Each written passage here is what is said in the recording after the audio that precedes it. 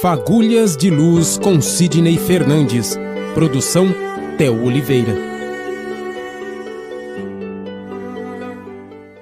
Olá, muito boa tarde. Estamos chegando para mais um programa Fagulhas de Luz. Hoje, segunda-feira, uma ótima segunda para você. Estamos aqui, eu, Theo Oliveira, e o nosso grande amigo Sidney Fernandes, para mais uma semana de programas. Boa tarde, Sidney. Tudo bem? Como foi o final de semana? Maravilha, Theo. Um grande abraço a todos os ouvintes e seguidores das nossas redes sociais. Sidney, vamos começar essa semana falando de um artigo seu que eu achei o título de veras interessante. Pactos e Vampiros, Sidney. E a minha primeira pergunta é, nesse seu artigo, Pedro fez um pacto com o diabo, Sidney? Na verdade, Theo, nós nos inspiramos numa peça teatral de Goethe, um alemão, extraordinário escritor, teatrólogo, e o personagem dele, chamado Fausto, teria feito um pacto com o diabo. E ele, o nosso personagem aqui, o Pedro, quis seguir o exemplo de Fausto. Então ele teria invocado um diabo, e o diabo recebe muitos nomes pelos homens, né? E ele evocou o Mefistófeles, o demônio, porque ele queria ter mais poder, mais sedução, queria ter mais mulheres à disposição e queria ter também, assim, maior penetração junto com os homens e poder ter mais sucesso nos seus negócios. E ele notou que, a partir do momento que ele teria feito um pacto com o diabo, parece que ele tinha mais energia, eram renovadas, ele passou a ter mais sucesso com as mulheres e, infelizmente, ele conquistava as mulheres, usava-as e depois as abandonava. Então ele passou a ter uma convicção séria, o Pedro, nosso personagem, de que havia firmado um pacto com forças malignas que sustentavam todos os seus propósitos, os seus objetivos. Se nós pudéssemos ter uma visão mediúnica para fixar a atenção em Pedro, nós iríamos encontrar lá, porque nós acabamos por refletir no nosso espírito naquilo que nós pensamos, aquilo em que estamos pensando. Então você ia ver, assim, no espírito de Pedro, encontrar realmente uma figura animalesca de um homem agigantado, de longa cauda, com a fisionomia de um caprino degenerado. Os pés dele estavam em forma de garras, com 2 chifres, sentado numa cadeira, como se estivesse assim em verdadeira simbiose, misturado mesmo com Pedro. Então, o Pedro partiu do princípio de que ele tinha feito esse pacto com o diabo. E aí a gente fica pensando, mas será que ele conseguiu mesmo? Na verdade, ele conseguiu apenas atrair espíritos que sustentavam os seus propósitos, mas aí tem um problema, né? Todas as vezes que nós nos ligamos às luzes, nós temos mais luz em nossas vidas. Mas quando nos ligamos às trevas, elas passam a exigir que a gente fique nas trevas também. Então, o Pedro, infelizmente, embora tivesse tido algumas vantagens materiais momentâneas, ele ficou assim sujeito à influência dos maus espíritos. Ele estava pagando por aquele pacto. Não existe pacto com o diabo, mas essa permuta de fluidos que ficaram nas mãos dele. Então nós temos que ter muito cuidado com os nossos pensamentos, porque eles podem nos trazer a luz, a alegria, o sucesso, mas também podem nos trazer muitos problemas. Sidney, ontem você falou, né, meio por cima, que não temos, mas eu gostaria que você isse mais a fundo nesse assunto. Então é possível estabelecer pactos com poderes malignos, Sidney Fernandes, sim ou não? Sabe, Theo, ontem nós falamos lá aí de Mefistófeles. É um dos nomes que o povo dá para o suposto demônio. Nós sabemos que não existem diabos, criaturas que foram criadas por Deus para ficar eternidade na escuridão. Isso não existe. Ninguém está fadado a penas eternas. Todos nós temos jeito. Qualquer pessoa poderá ligar-se a Deus no momento que quiser. E mesmo o personagem que citamos ontem, o Pedro, que teria feito um pacto com o diabo, ora, a qualquer momento ele poderia sacudir aquele jugo e livrar-se das más influências que ele havia traído. Então, não existem pactos com o diabo. Pelo menos ao pé da letra, nesta forma que as lendas fantasiosas preconizam. No entanto, qualquer pessoa pode chamar em seu auxílio tanto espíritos inferiores como superiores. E no caso aí, se uma pessoa chama um espírito inferior para auxiliá-la nos seus propósitos, ou de sedução, de desonestidade, já falamos em programas anteriores que pessoas malignas, pessoas com propósitos inconfessáveis, inferiores, violentas, agressivas, elas podem chamar ajuda de espíritos inferiores. E aí estabelece-se realmente uma espécie de pacto. Só que aí chega um momento que você tem que pagar a conta. Porque entre o indivíduo, o favorecido, e o espírito inferior, que ele acha que é o diabo, estabelece-se tacitamente um acordo. No caso que nós contamos ontem do Pedro, ele era alimentado por espíritos inferiores, com energias, ideias, rapidez mental, perspicácia, sagacidade e grande capacidade de arguição, que facilitava os seus intentos. Então, aparentemente, ele tinha uma grande vantagem mesmo em relação aos demais homens. Mas esta vantagem pode ser conseguida também, Theo, através do nosso contato de um pacto que venhamos a fazer com as luzes, com os bons espíritos. Nós sempre dependeremos do esforço próprio, do estudo que venhamos a realizar, na dedicação ao nosso trabalho, se estamos ou não preparados para a nossa atividade profissional, mas podemos contar com o favorecimento de espíritos iluminados para melhorar o nosso progresso, a nossa produção.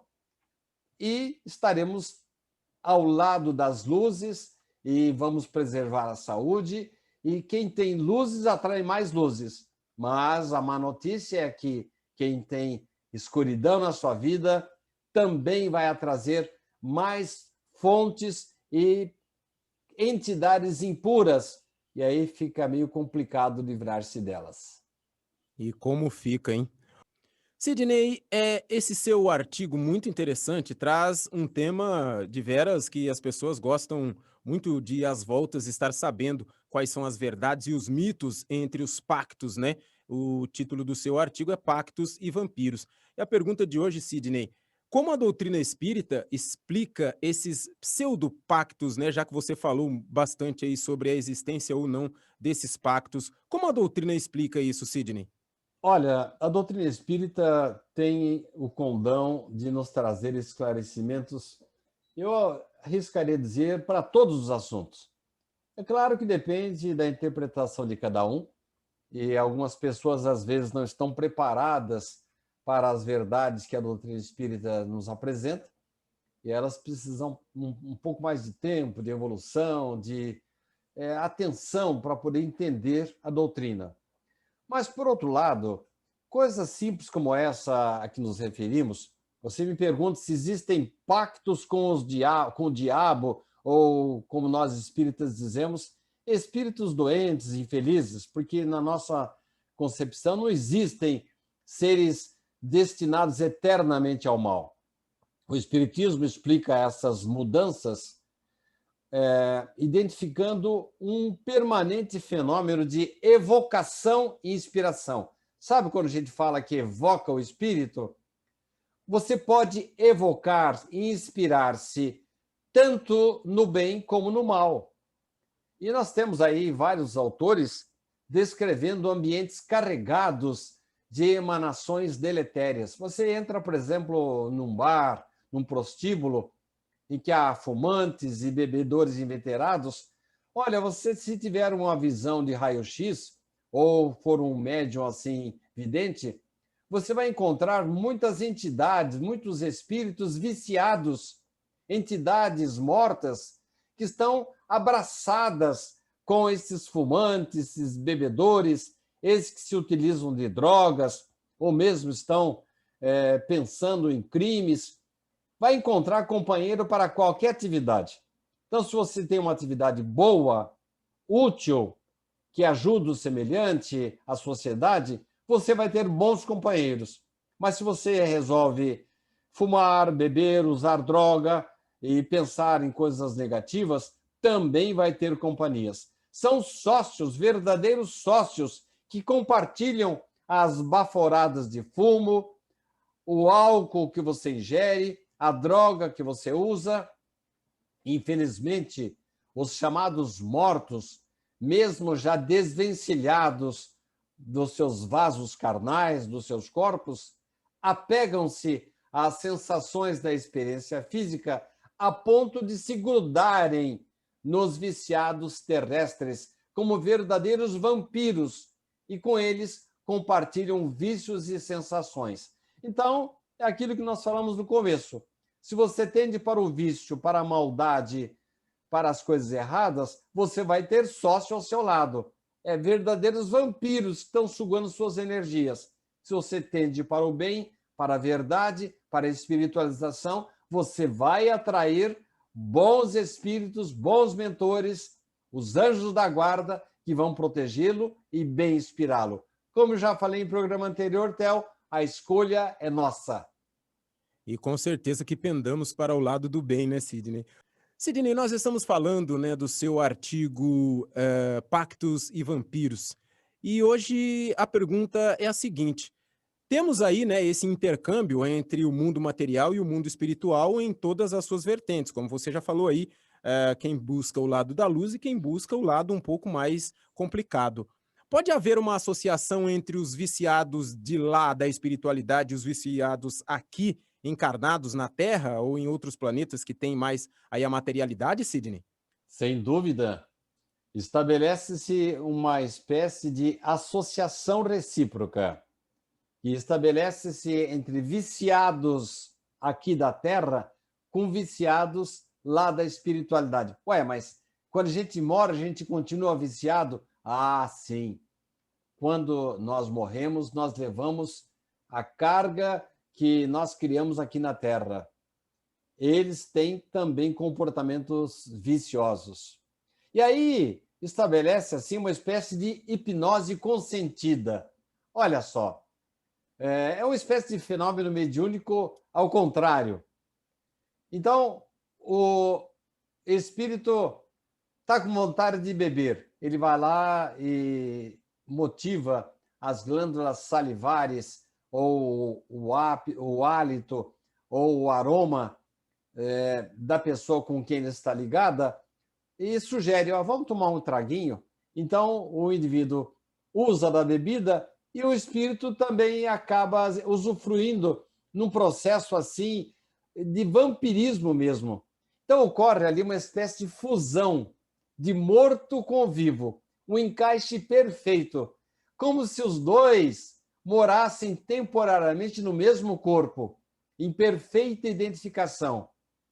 Não se sabe de quem vem o impulso para o álcool, para o cigarro, para a droga ou mesmo para o sexo, se vem do encarnado ou do desencarnado.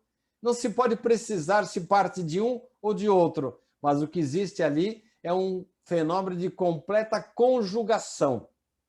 E nós já ouvimos falar, né, de a existência desses processos em que ocorre o vampirismo, um vampiro sugando a nossa garganta. Olha, isso pode não existir, mas que existe esse processo assim de associação, de tendência para o comportamento vicioso, tanto aqui dos homens vivos como dos mortos.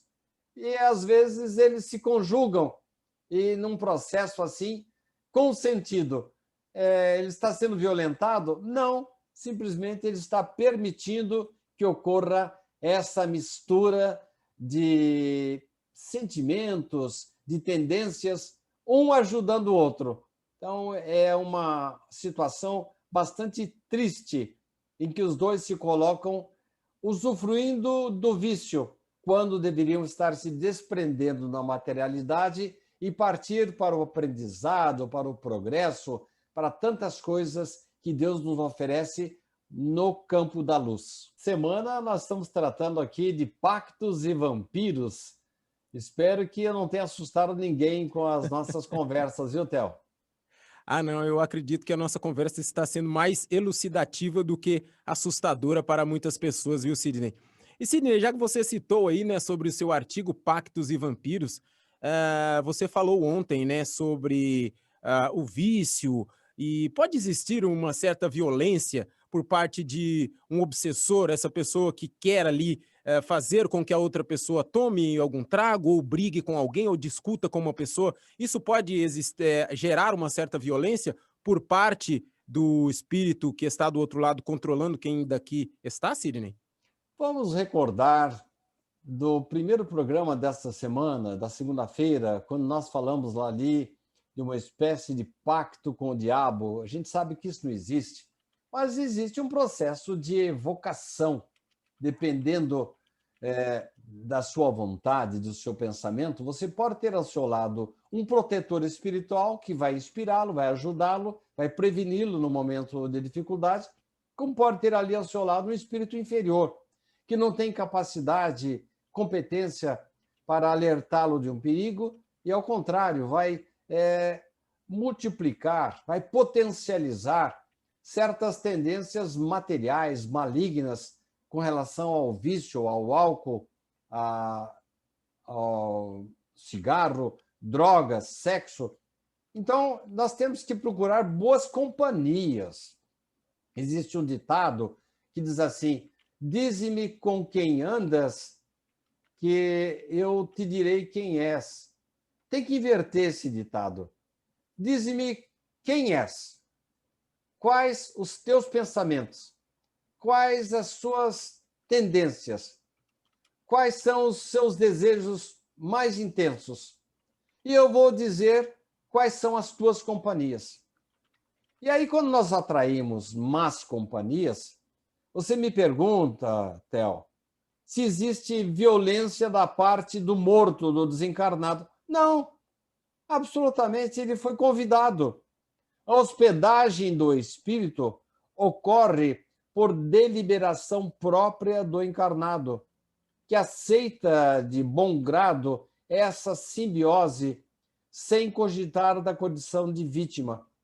Então, Theo, a minha avó costumava usar um termo assim bem interessante, ela era de descendência italiana, ela falava que a gente arranjava muita sarda para se coçar. E, na verdade, é o que acontece na vida.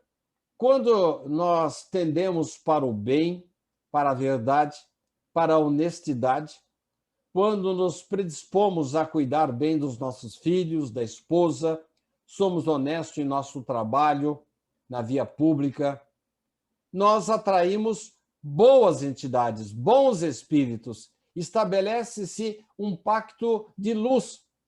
Mas quando nós tendemos para o mal, nós vamos encontrar também espíritos mortos que tendem a nos dar apoio logístico para os nossos maus intentos. Então, é o que nós falamos durante a semana inteira, Theo. Há violência da parte do obsessor? Não, não tem violência nenhuma. É apenas um acerto entre eles. Mas agora, nós ficamos com os maus efeitos. Nós ficamos com a doença. Nós ficamos com a escuridão, que pode atrapalhar e até complicar muito a nossa vida. Então, a escolha tem que ser esta, Theo. A escolha da luz, do bem, da espiritualidade. Aí estaremos bem acompanhados. Muito bem acompanhados, pelo menos eu quero estar bem acompanhado, viu, Sidney? Muito obrigado vocês que nos acompanharam durante essa semana. Um ótimo final de semana para vocês, uma ótima tarde de sexta-feira, uma ótima sexta e um bom final de semana para você também, Sidney. Um grande abraço, muito obrigado a todos.